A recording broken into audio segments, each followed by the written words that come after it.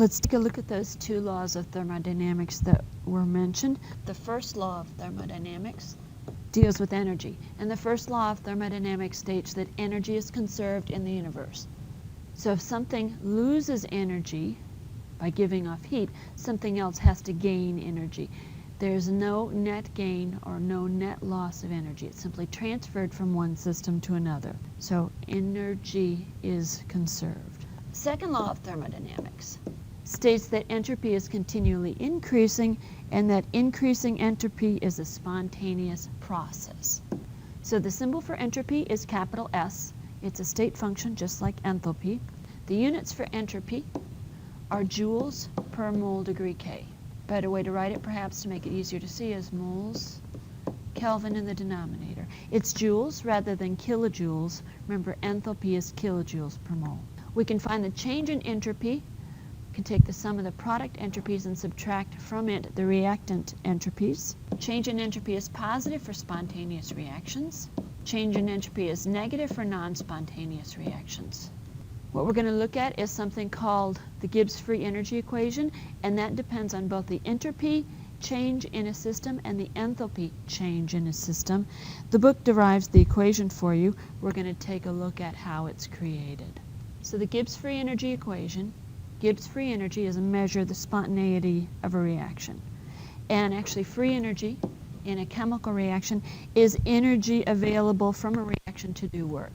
So for example, your battery is a chemical storehouse. When you plug a battery into a flashlight or your iPod or your phone, a chemical reaction occurs to generate energy. Some of that energy is heat energy. Some of that energy is available then to power your phone or power your flashlight or power whatever device you're using. That energy is the Gibbs free energy generated as a result of the chemical equation. The symbol for Gibbs free energy is G, and the units are kilojoules per mole. And we can find it the same way we find the change in entropy or the change in enthalpy for a reaction. So the change in Gibbs free energy is equal to the sum of the free energies of the products minus the sum of the free energies of the reactants. We don't often use this equation, but it is one that's available to us. The 0 subscript means it's a standard value, same as the delta H0 and the delta S0, so those are all standard values.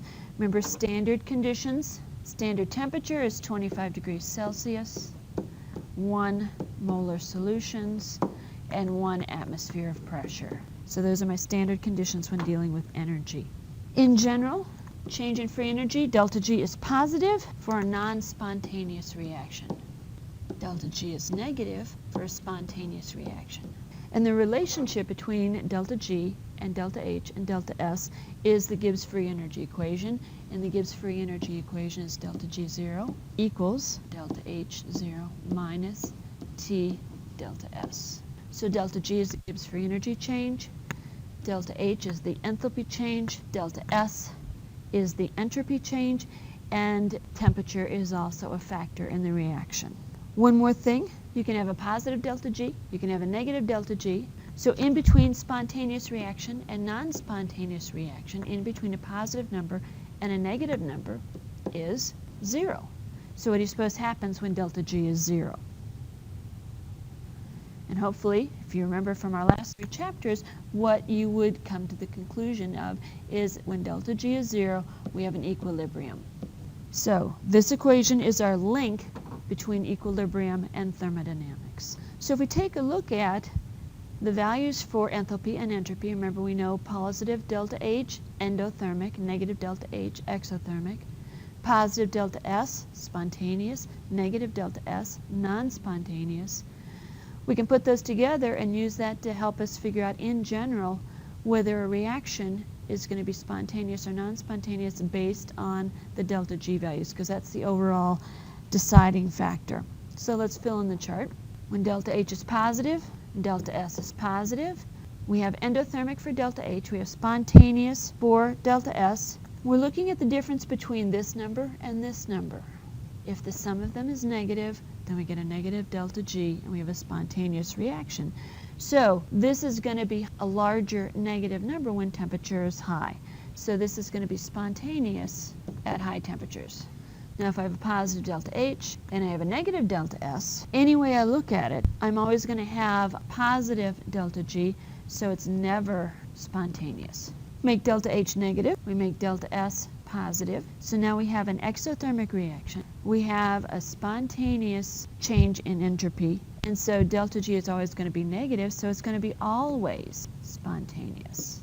And our last option is both negative, so negative delta H, negative delta S. So we have an exothermic reaction, but we're going towards more order, negative delta S.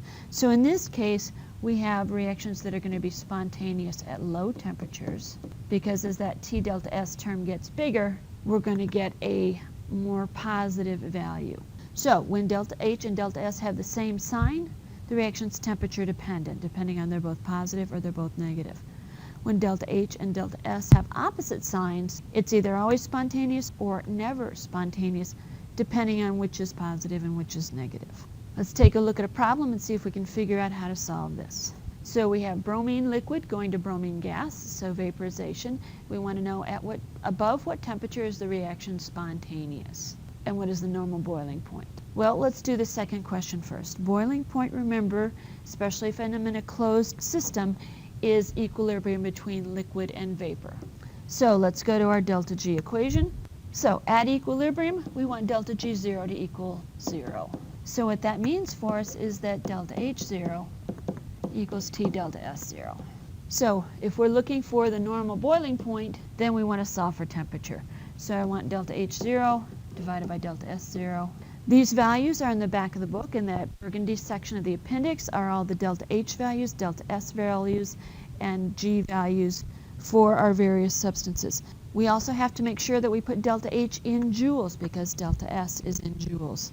So we have 3.10 times 10 to the 4th joules per mole for delta H. It's a positive value. 93 is our delta S value.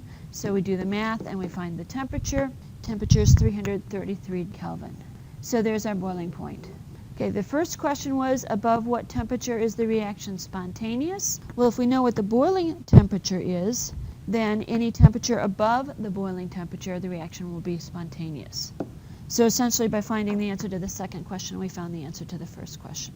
Because delta G and delta H and delta S are all state functions, they can behave the same way, meaning I can use Hess's law types of equations to solve them. So if I have multiple steps and I can find the change in entropy or the change in enthalpy or the change in free energy for each of the step reactions, then I add them together and I get the overall reaction, delta H or delta S or delta G.